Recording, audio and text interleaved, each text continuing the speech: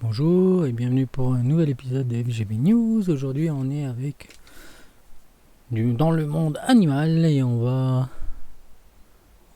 regarder ce poisson qui ressemble comme deux gouttes d'eau à un burger. Si ce poisson vous semble être la copie conforme d'un burger, ce n'est pas car votre estomac est vide, mais parce que votre cerveau est feignant. Donc voilà la tête du poisson. C'est vrai qu'on dirait vraiment un burger.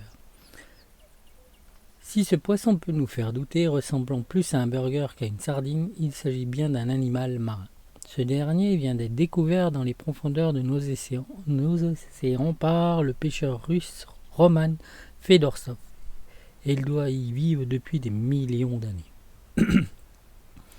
Fedorstov est un habitué des animaux marins des grandes profondeurs, tous plus étranges les uns que les autres. Mais cette découverte, baptisée cheeseburger avec des dents, par internet permet de remettre en surface un problème bien connu dans le monde de l'astronomie ou du paranormal. Le pareidolie, une sacrée illusion d'optique. Que peuvent donc avoir en commun une photo de Mars, un poisson des profondeurs et une maison hantée? Ces trois lieux sont loin de nous être familiers et ils permettent à notre cerveau de voir ce qu'il a envie de voir, dans des formes plus ou moins abstraites. En réalité, ce phénomène qui touche à peu près tout le monde s'appelle la pareidolie. Il s'agit d'une forme assez spéciale d'illusion optique qui fait que nous pouvons voir des cheeseburgers dans des poissons ou encore des formes humaines ou extraterrestres à la surface de Mars. Très bien connu des scientifiques, ce biais cognitif s'explique par une loi très simple de la nature. Elle déteste le vide.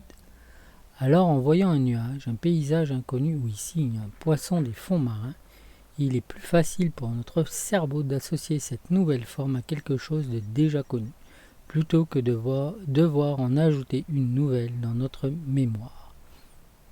Notre cerveau a l'impression de déjà connaître ce nouvel élément et il peut donc le mémoriser plus facilement.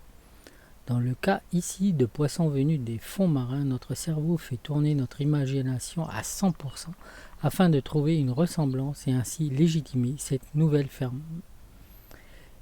Les pareidolies auditives, plus rares, mais les pareidolies peut également survenir avec des stimuli auditifs. Il sera en effet possible d'entendre des mots, en français par exemple, dans une chanson écrite dans une langue étrangère dont nous ne parlons pas un mot.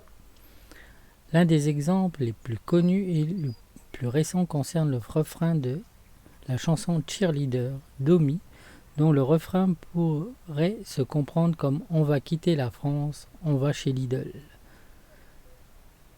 en lieu et place de « Oh, think that I found myself a cheerleader ». Un phénomène accentué par l'anglais jamaïcain du chanteur Omi, un accent qui est encore moins familier pour nous dans l'Hexagone. Voilà, une petite nouvelle rigolote, mais j'adore la photo de ce poisson. On dirait vraiment un cheeseburger qui a mal vieilli. Donc voilà, écoutez, si vous aimez, vous avez des commentaires ou d'autres exemples, les commentaires sont là. Surtout, n'hésitez pas, likez, partagez et surtout, abonnez-vous. Merci à vous. Ciao, bye, nana.